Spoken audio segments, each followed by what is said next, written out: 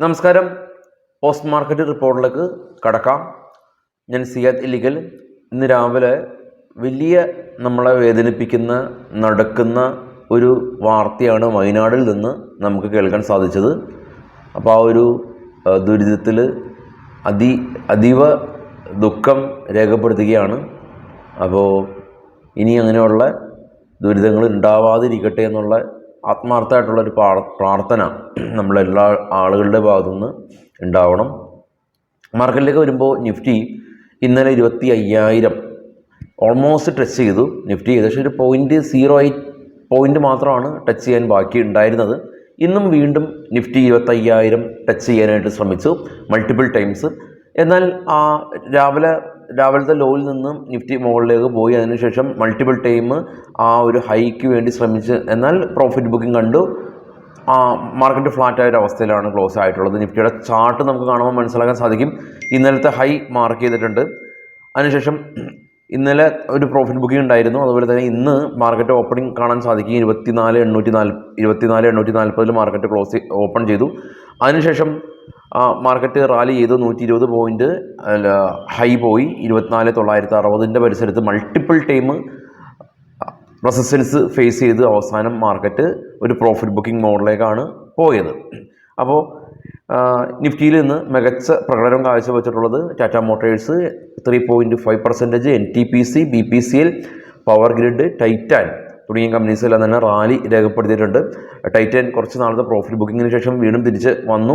Power ഗ്രിഡും ഒരു profit ബുക്കിങ്ങിന് ശേഷം rally രേഖപ്പെടുത്തുകയാണ്. ടാറ്റ മോട്ടോഴ്സ് കണ്ടിന്യൂസ് റാലിയിലാണ്. NTPCക്ക് ഒരു ഓർഡർ ഉണ്ടായിരുന്നു, അപ്പോൾ NTPCയും റാലിയിലാണ്. ടെക്നോളജി കമ്പനിയായിട്ടുള്ള L&T Mindtree, SBI Life, pharma സെക്ടറിൽ നിന്നുള്ള സിപ്ല, ഫാർമ സെക്ടറിൽ നിന്നുള്ള സൺ ഫാർമ, കൂടാതെ തന്നെ സിമെൻറ്റ് സെക്ടറിൽ നിന്നുള്ള ഗ്രാസിമാണ് ഇന്ന് പ്രോഫിറ്റ് ബുക്കിംഗ് കണ്ടിട്ടുള്ളത്. ഗ്ലോബൽ മാർക്കറ്റ് നോക്കാം. ടോപ്പിൽ ബിറ്റ്കോയിൻ 66,636, 2,878 പോയിൻറ്റിൻ്റെ ഒരു fall. Brent oil 78, gold 2,400 resistance face ചെയ്ത് താഴെ വന്ന് $2,389 പെർ ഔൺസ്. ഓസ്ട്രേലിയ റെഡിലാണ്, ചൈന കാണാം റെഡിലാണ്, കോസ്പി റെഡിലായിരുന്നു. നിക്കി ജപ്പാൻ മാർക്കറ്റ് ഫ്ലാറ്റായിരുന്നു. ഡോ ഫ്യൂച്ചർ ഇപ്പോൾ ട്രേഡ് ചെയ്യുന്നത് ഫ്ലാറ്റാണ്. ഇന്ത്യ വിക്സ് ഇന്ന് ഫർദറായിട്ട് സ്പൈക്ക് ആയില്ല, 12.8.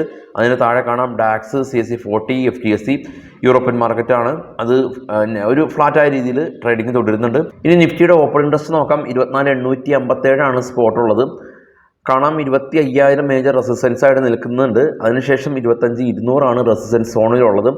സപ്പോർട്ട് സോണിൽ ഏറ്റവും നിയറസ്റ്റ് വലിയ സപ്പോർട്ട് 24,500. കൂടാതെ തന്നെ 24,400 സപ്പോർട്ടായിട്ട് നിൽക്കുന്നുണ്ട്. അപ്പോൾ നിഫ്റ്റിയുടെ ഓപ്പൺ ഇൻട്രസ്റ്റ് ഇതാണ്. നമുക്ക് സ്റ്റോക്കുകളുടെ കുറച്ച് വാർത്തകളിലേക്ക് പോകാം. Future and option basic stock market കോഴ്സുകൾ കൊച്ചിയിൽ വരാൻ പറ്റാത്ത ആളുകൾക്ക് ഓൺലൈനായിട്ടും നിങ്ങൾക്ക് പഠിക്കാൻ സാധിക്കും.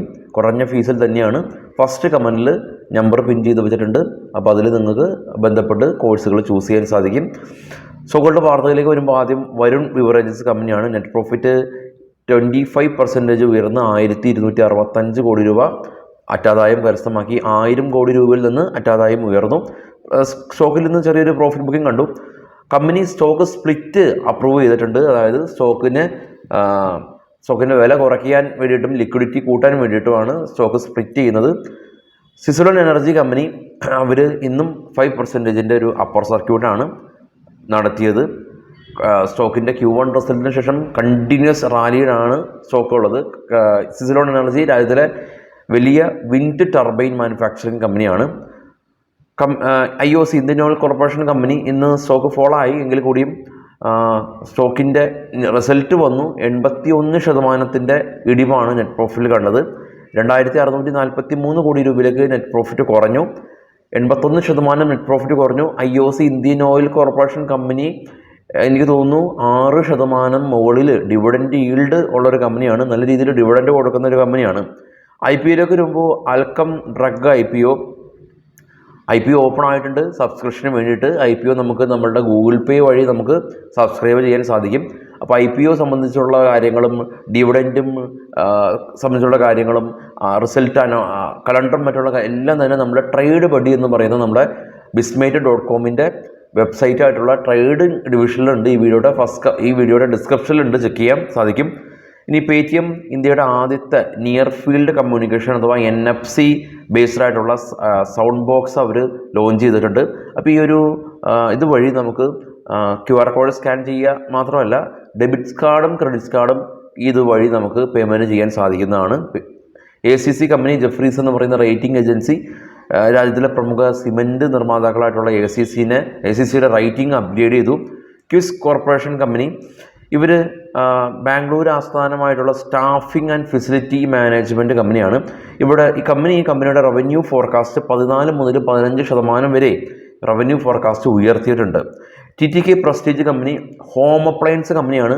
ഗ്യാസ് സ്റ്റൗ, പ്രഷർ കുക്കറും തുടങ്ങിയ പ്രൊഡക്റ്റുകളാണ് ഇവർക്കുള്ളത്. അപ്പോൾ കമ്പനിയുടെ സംബന്ധിച്ചുള്ള ഒരു മേജർ അപ്ഡേറ്റ് ഉള്ളത്, കമ്പനി ഷെയർ ബൈബാക്ക് ചെയ്യുകയാണ്. ഷെയർ ബൈബാക്കിൻ്റെ ഡേറ്റും മറ്റുള്ള കാര്യങ്ങളെല്ലാം തന്നെ അനൗൺസ് ചെയ്യും. August 2-നാണ് കേട്ടോ, ഇവരുടെ മീറ്റിങ്ങിലാണ് അനൗൺസ് ചെയ്യുന്നത്. അപ്പോൾ കമ്പനി ഷെയർ ബൈബാക്ക് ചെയ്യുകയാണ്. ഷെയർ ബൈബാക്ക് ചെയ്യപ്പെടുന്നത് കമ്പനി ഇവരുടെ ബിസിനസ്സിൽ പോസിറ്റീവാണ്, ബുള്ളിഷാണ്, കമ്പനി ഇനിയും സ്റ്റോക്ക് മുകളിലേക്ക് പോകുമെന്നുള്ള ഒരു പെർസ്പെക്റ്റീവ് ഉണ്ട് എങ്കിൽ കമ്പനിയുടെ ഷെയറുകൾ ഓപ്പൺ മാർക്കറ്റിൽ നിന്നോ അതല്ലെങ്കിൽ നമ്മുടെ ഡിമാറ്റ് അക്കൗണ്ടിൽ നിന്നോ ബൈ ചെയ്യുന്ന ഒരു പ്രോസസ്സാണ് share buyback. Exide industries company രാജ്യത്തിലെ പ്രമുഖ ബാറ്ററി നിർമ്മാതാക്കളാണ് എക്സൈഡ് ഇൻഡസ്ട്രീസ്. അപ്പോൾ ഈ കമ്പനിയുടെ റിസൾട്ട് വന്ന് 15% ഇവരുടെ നെറ്റ് പ്രോഫിറ്റ് ഉയർന്ന് 279 കോടി രൂപ, റവന്യൂവും 6% വളർച്ച രേഖപ്പെടുത്തി.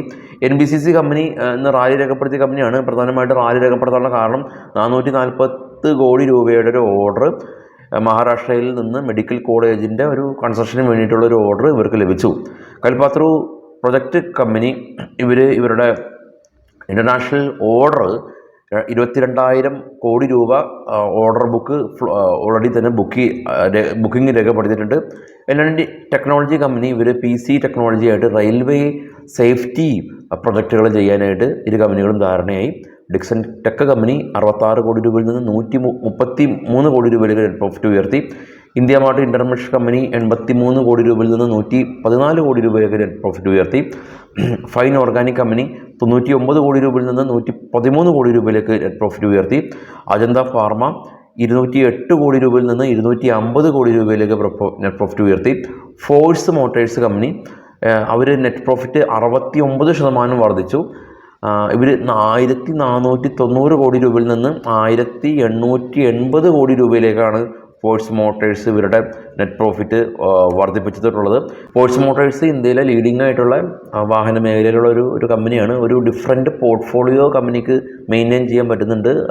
ഫോഴ്സ് മോട്ടോഴ്സിന് ടെമ്പോ ട്രാവലർ, കൂടാതെ തന്നെ SUV ഉണ്ട്. കൂടാതെ തന്നെ അവർക്ക് 7 സീറ്റർ വാഹനങ്ങൾ, സ്കൂൾ ബസ്സുകൾ, ജീപ്പ്, ആംബുലൻസ് ഇതൊക്കെയായിട്ടും ഫോഴ്സ് മോട്ടോഴ്സിൻ്റെ വാഹനങ്ങൾക്ക് മികച്ച ഡിമാൻഡ് വന്നു. അതുകൊണ്ട് മികച്ച ഒരു Q1 റിസൾട്ട് കൊണ്ടുവരാനായിട്ട് പറ്റി.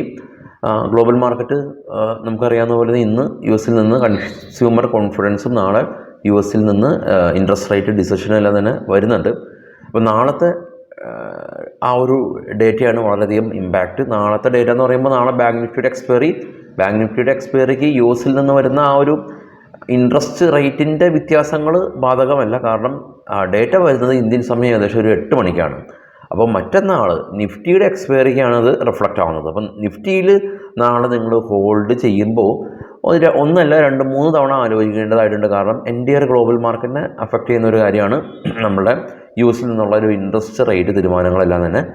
അപ്പോൾ എല്ലാവർക്കും നല്ലൊരു ശുഭരാത്രി നേരുന്നു.